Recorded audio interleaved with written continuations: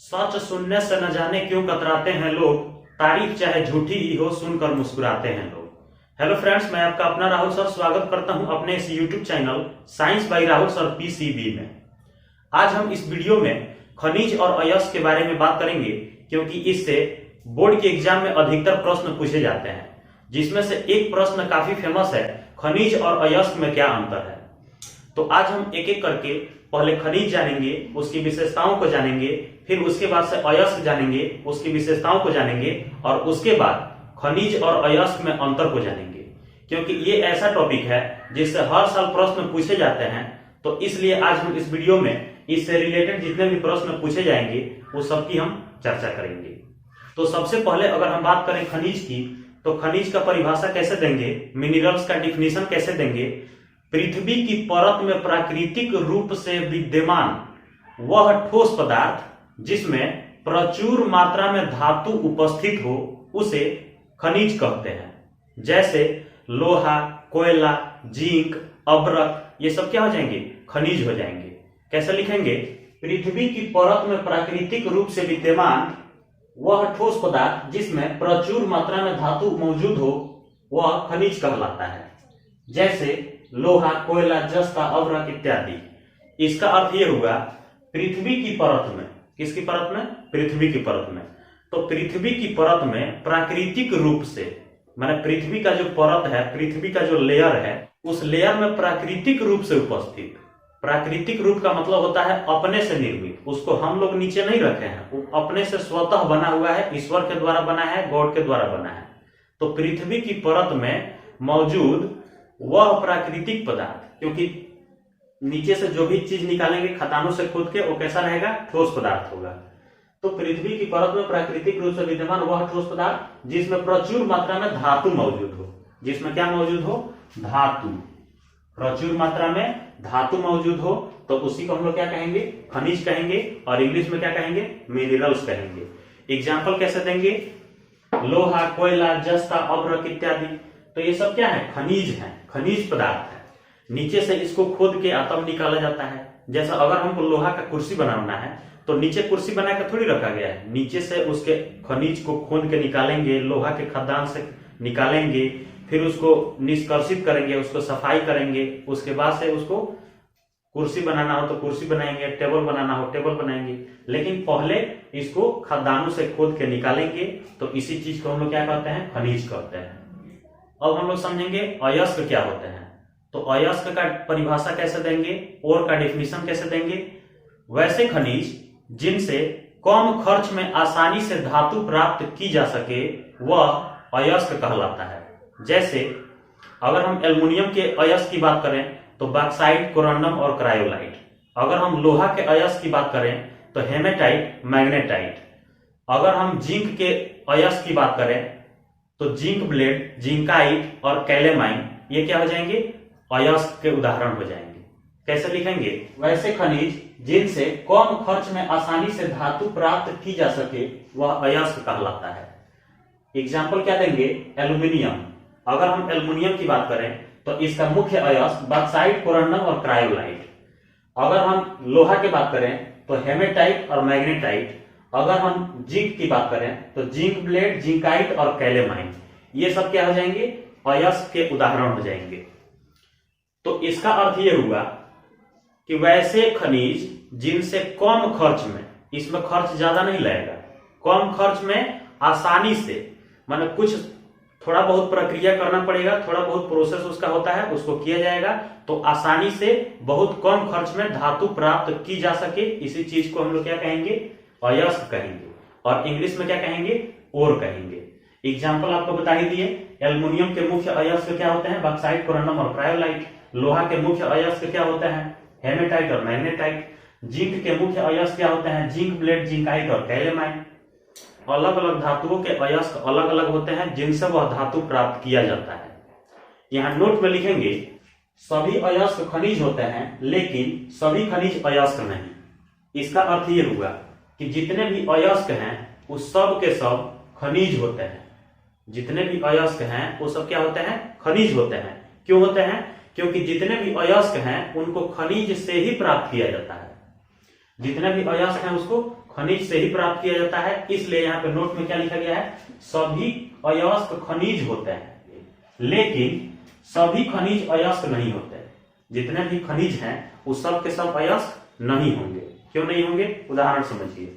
हर वो चमकने वाला वस्तु सोना नहीं होता है, लेकिन जो सोना होता है वो चमकने वाला जरूर होता है। दूसरा एग्जाम्पल समझिए, हर वो स्टूडेंट जो पढ़ाई कर रहा है वह कलेक्टर नहीं बनता, लेकिन जितने भी कलेक्टर बने हैं वो सब के सब स्टूडेंट कहीं ना कहीं रहे होंगे, कहीं ना कहीं पढ़ाई किए होंगे।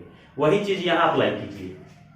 जितने भी अयस्क हैं वो सब के सब खनिज हैं, लेकिन जितने भी खनिज हैं वो अयस्क नहीं है। समझ गए। अब हम लोग समझेंगे अयस्क के प्रकार के बारे में।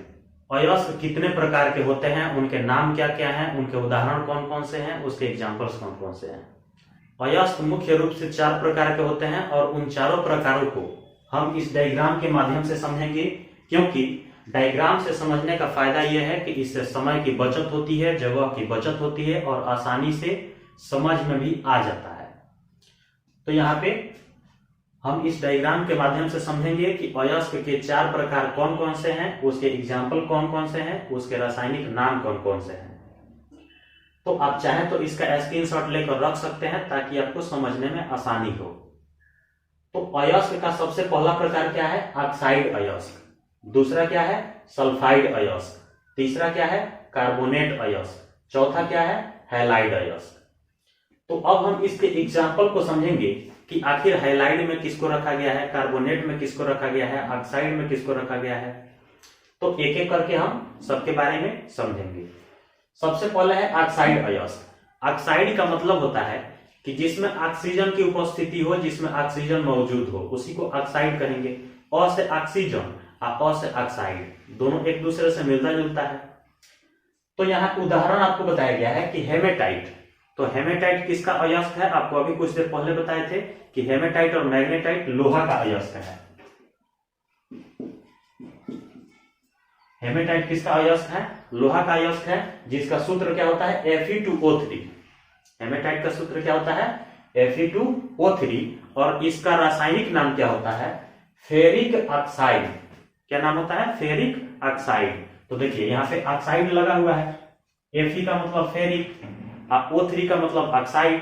तो इसका अर्थ है कि जिसमें ऑक्साइड होगा उसी को क्या कहेंगे, ऑक्साइड अयस्क कहेंगे। जिसमें ऑक्सीजन होगा, तो इसका अर्थ हुआ कि जिसमें ऑक्सीजन होगा। देखिए यहाँ पे Fe2O3, ऑक्सीजन 3 है, तो यहाँ ऑक्सीजन मौजूद है, इसलिए ये क्या हो जाएगा, ऑक्साइड अयस्क हो जाएगा।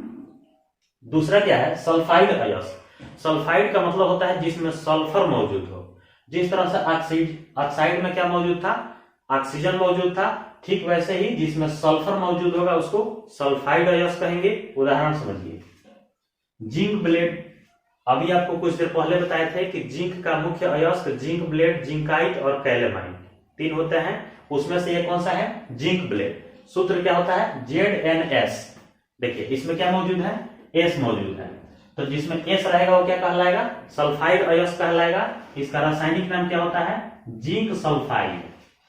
क्योंकि इसमें S जुड़ा है इसलिए कौन सा ग्रुप में चला जाएगा, सल्फाइड अयस्क में चला जाएगा। अगला क्या है, कार्बोनेट अयस्क। कार्बोनेट का मतलब होता है जिसमें CO3 मौजूद हो। कार्बोनेट का अर्थ क्या हुआ, जिसमें CO3 मौजूद हो। और बाई कार्बोनेट का अर्थ होता है जिसमें HCO3 मौजूद हो। जैसे सोडियम बाई कार्बोनेट, एक होता है सोडियम कार्बोनेट, एक होता है सोडियम बाई कार्बोनेट। खाने वाला सोडा, धोने वाला सोडा। देखिए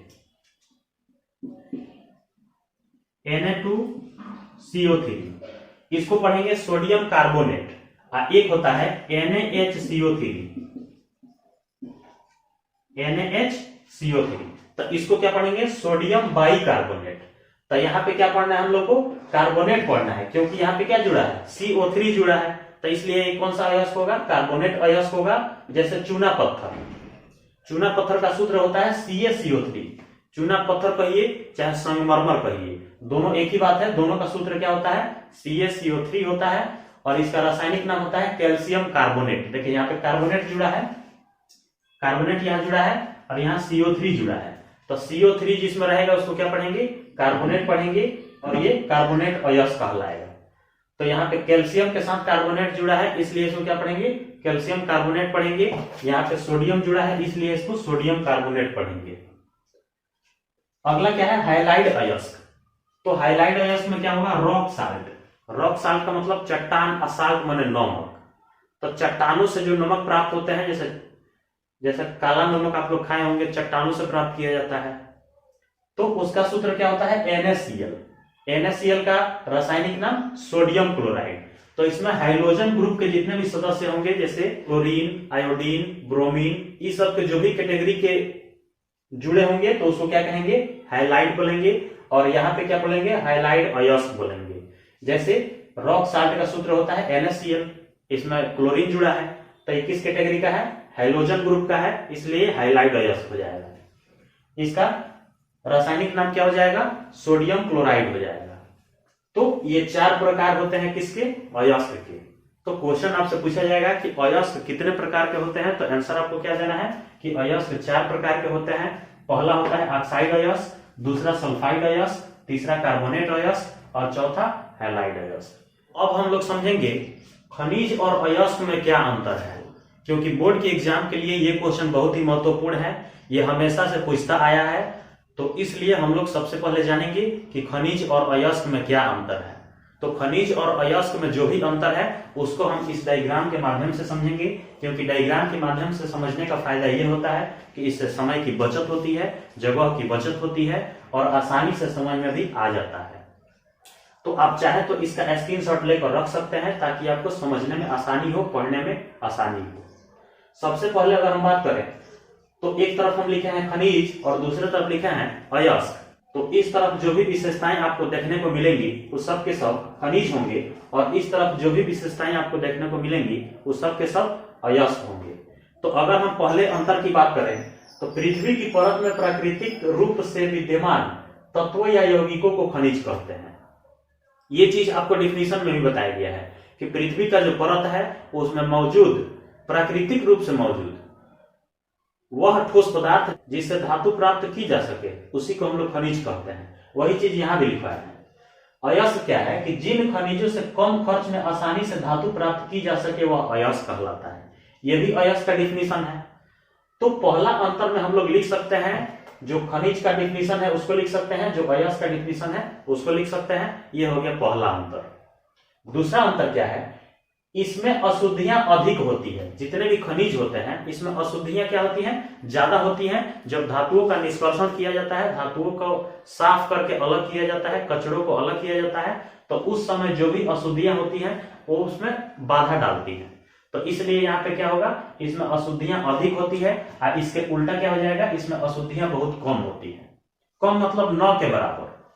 इसमें बहुत ही कम अशुद्धियां होती हैं क्योंकि इससे आसानी से धातु प्राप्त किया जा सकता है और इसे कम खर्च में भी प्राप्त किया जा सकता है।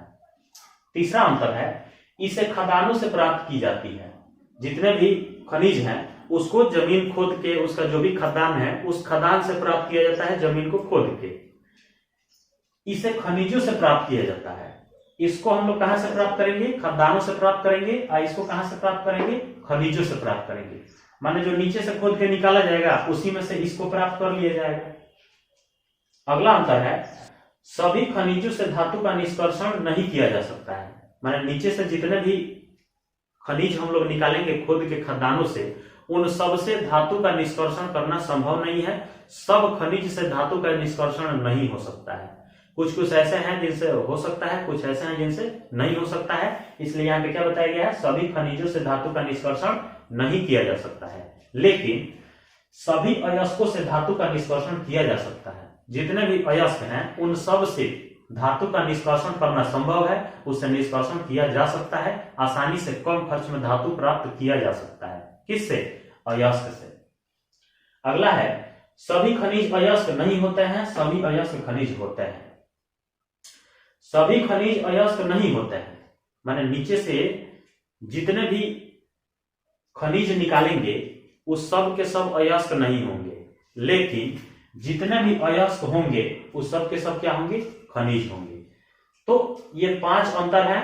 परीक्षा में आपको अगर क्वेश्चन पूछे कि खनिज और अयस्क में क्या अंतर है, तो आप इस तरह से डायग्राम बनाकर एक साइड खनिज और एक साइड अयस्क लेके उसमें 5 अंतर दर्शा सकते हैं, जिससे आपको फुल मार्क्स मिल जाएगा। तो आशा करता हूं कि आपको इस वीडियो में खनिज और अयस्क के प्रकार, उसकी विशेषताएं और खनिज और अयस्क में अंतर बढ़िया से समझ में आ गया होगा। आपके मन में अगर कोई प्रश्न है, कोई कंफ्यूजन है, कोई डाउट है तो कमेंट सेक्शन में पूछ सकते हैं। मिलेंगे नेक्स्ट वीडियो में, तब तक के लिए जय हिंद।